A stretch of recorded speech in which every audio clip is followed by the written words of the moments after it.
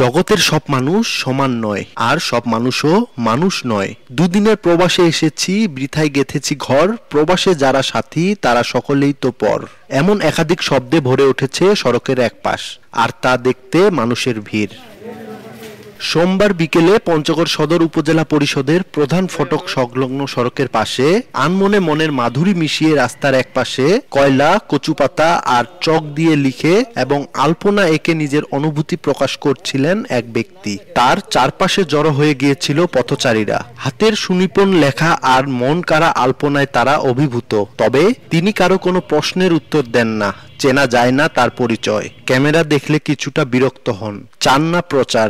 লিখে রেখেছেন, নেট জগতে এগুলো তামাশা। স্থানীয়দের ধারণা ওই ব্যক্তি মানসিক ভারসাম্যহীন। তবে এমন নিখুঁত লেখা আর শিল্প দেখে বিস্মিত সবাই। এখানে কাজে আসছে, আগে দেখি যে ইনি গেটের মধ্যে এগুলো লিখতেছে।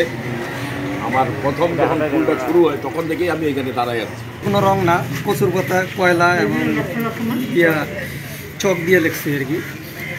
লেখাটা খুব ভালো লাগতেছে, দেখে মনে হচ্ছে যে উনি ভারসাম্য রোগী। দেখলাম যে অনেক সুন্দর সুন্দর কবিতা আবৃত্তি করছে। পরে উনি একটা লেখার মাধ্যমে সাহায্য চাচ্ছে, তার ঘর বাড়ি নেই, থাকার জায়গা নেই, যে আমি দেখতেছি। কাউকে ছবি তুলতেও দিচ্ছে না সহজে। উনি ছবি তুলতে দিচ্ছে না, ওনার আর্টিস্টগুলো দেখতে দিচ্ছে না। কেন দিচ্ছে না? আমরা তো শুধু বলি যে ভিডিও করতে দিচ্ছে না, আমরা নেটে সার্ভে এগুলো ছবিও করতে দিচ্ছে না। কেন দিচ্ছে না? উনি তো বললো যে 1000 ছবি নিচ্ছে, 1000 ভিডিও করছে, 1000 নেটে দিচ্ছে, আমার কোনো উপকারে আসেনি। এদিকে সরকারি বেসরকারিভাবে মানুষটির পাশে এগিয়ে এসে প্রয়োজনীয় সহায়তা ও পুনর্বাসনের দাবি সচেতন মহল ও সমাজকর্মীদের। আলপনা এবং লেখন যে শৈল্পিক যে বৈচিত্র্য অত্যন্ত আকর্ষণীয়।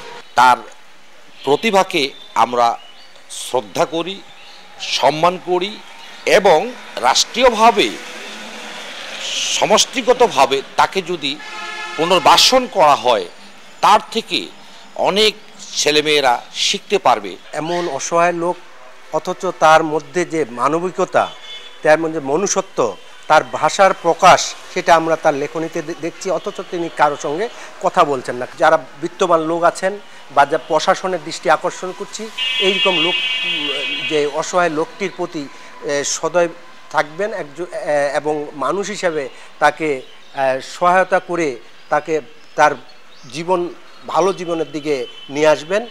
যদিও তিনি কারো সঙ্গে কথা বলেন না, তার লেখা ও আলপনায় পাওয়া যায় কিছু তথ্য। নিজের নাম লিখেছেন মোস্তাকিন।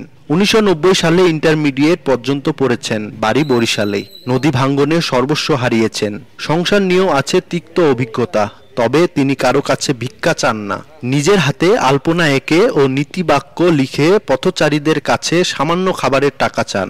পথচারীরাও নিজেদের সাধ্য অনুযায়ী তাকে খাবার ও কিছু টাকা দিয়ে সহায়তা করেন। সোহাগ হায়দার, সময় সংবাদ, পঞ্চগড়।